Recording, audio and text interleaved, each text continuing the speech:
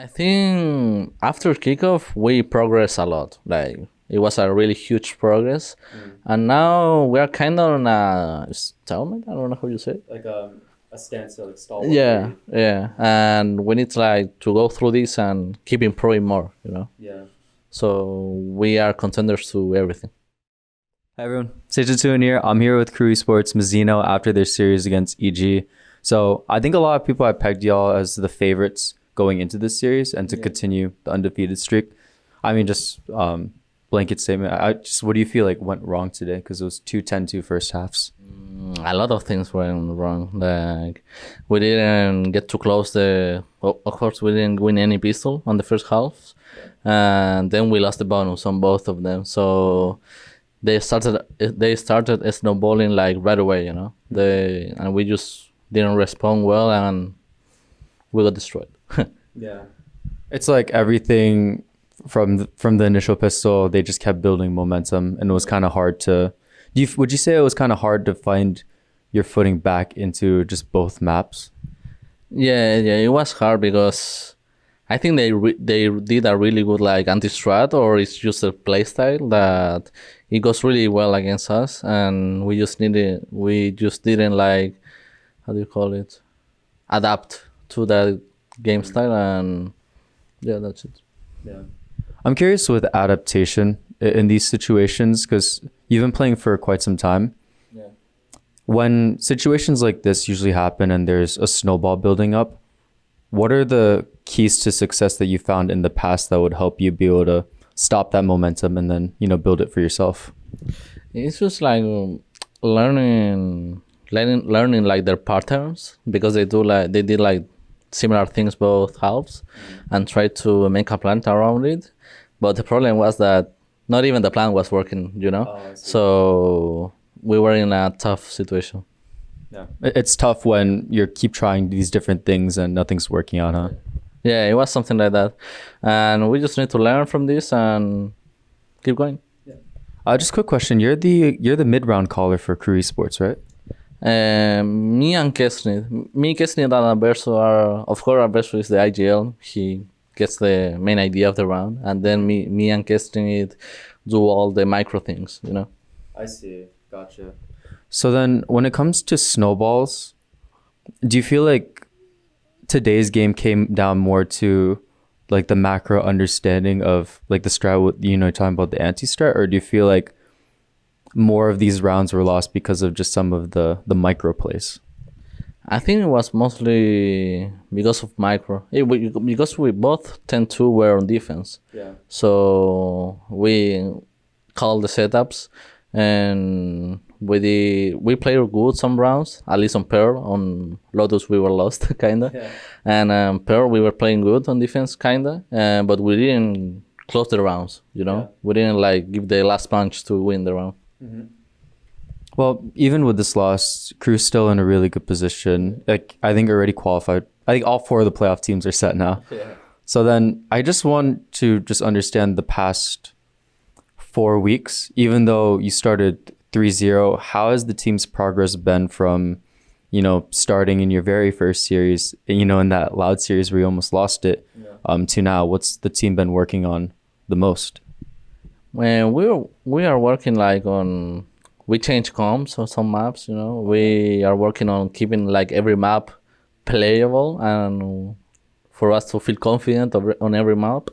And yeah, it's mostly that. And of course, keep the fundamentals clean and everything. Mm-hmm. So then going into this, final week, what's the preparation like for that after, this series against Evil Geniuses? We are gonna watch the match, of course, and we're gonna probably grind more, play more, and scream more, and give everything to take the first seat. Mm-hmm. All right. No, I just kind of want to just take a couple of minutes just to talk about off season with you, just catching up with everything. Before we entered this interview, you talked about how you went to Universal and no Disney, right? No. Okay. Because I think I told you that with my girlfriend we went Disney like the off season, like last year. Mm-hmm. And in this off season between kickoff and the first stage, we went to Universal, and it was really fun. We went in a lot of rides, so I like it. What was your favorite experience at Universal? I think the Jurassic Park one. Park. Yeah, like the fall, Oh, the yeah. waterfall. Yeah, that I really like that one. Yeah. Nice. Are you a big dinosaur person? Not that much, but I like the ride. And the Mario World is, I really like the Mario World too. The Mario Wall? Like the Mario. okay, gotcha. Nice, that's awesome. I remember last time we were speaking, you talked about how you got little Disney hats, or you were talking about like after the G2 loss, you're like, oh, sad, but go to Disney happy. Did you get the Mario hat or anything like that? We got. I think I got the Bowser. I got the Bowser, and my girl got the Yoshi. I think. Yeah. Did you guys take a picture of that together? Yeah, we have one. Like me angry and she happy. Yeah.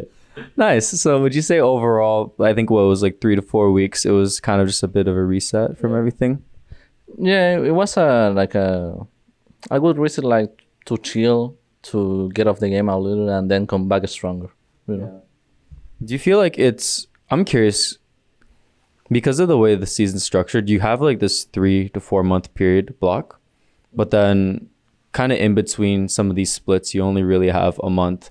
Does your mindset towards the off season change depending on if it's, say, going from 24 to 25 versus, these mid split breaks? Like, what's the percentage of actually resting versus practicing for split 1 to split 2 or things like that? I think the big of season that is between the last champions and the start of the new season.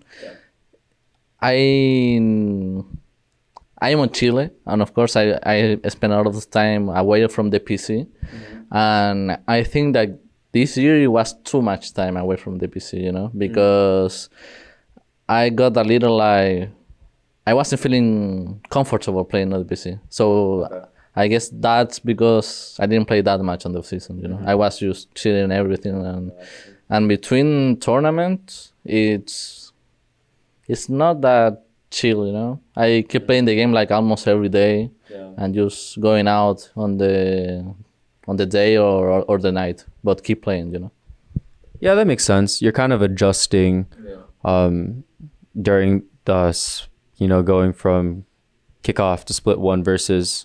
Well, I mean, literally for you last season, you went from Lev to KRU. Yeah. Last time we spoke, you talked about how KRU just felt like home, and you're really glad to be back into like a Spanish-speaking team. Yeah.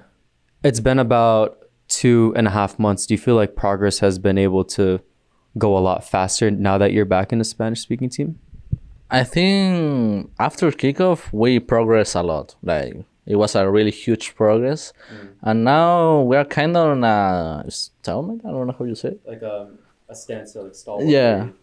And we need to go through this and keep improving more, Yeah. So we are contenders to everything. What, I think you might have talked about it a little earlier, but from this period where you're talking about this little stalwart period, what do you feel like is the biggest thing that's kind of stopping you from making these big progress steps again?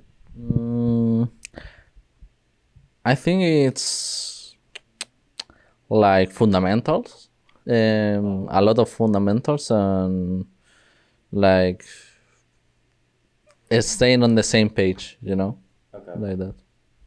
It's understandable. Well, I just wanted to give you the floor. Just any final closing remarks, going into final week of the regular season and in playoffs. Any exciting things? If you win, are you going to Disney or? If we go to Toronto, there's gonna be like a vacation between like 1 week or so. Yeah. So if we go, we're going to Vegas. Nice. Yeah. All right. Take care, everyone. Peace.